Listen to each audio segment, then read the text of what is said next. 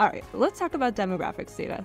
Every year, NCARB releases our annual data report, which is called NCARB by the Numbers, or NBTN. One of the most popular parts of NCARB by the Numbers is our demographics data. If you just open up the book or the website, you might be like, wow, that's a lot of charts, and then close it. So let's talk about 5 things you need to know about that data to make it more readable. First of all, we break down our record holder data by career stages. So our demographics data comes from our NCARB record holders. That's people who have a paid account with us.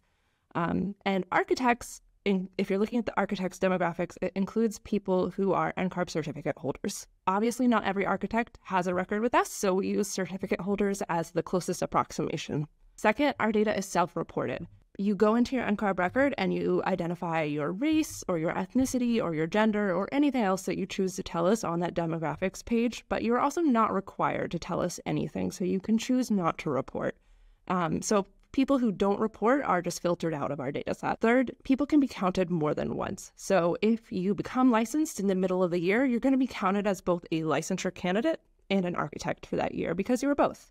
Or if you identify as more than one race or ethnicity. For example, if you're both Black and Latino, you'll be counted in both groups. We're not going to delete part of your identity. Fourth, people of color means anyone who identifies as a race or ethnicity other than white. We know that that kind of categorization gets really complex and there's a lot more that goes into it, but for the sake of ease of reading, that's how that breaks down for us. Fifth, gender is broken down just by male and female. We recently added a non-binary gender option in your NCARB record. So you can go and choose that if that's how you identify. We don't currently have enough people who've chosen that option to include it in NCARB by the Numbers, but we're hoping we will by the time we release our 2025 edition. So that's everything you need to know to get started on reading demographics data. So you can head to www.ncarb.org/NBTN to learn more.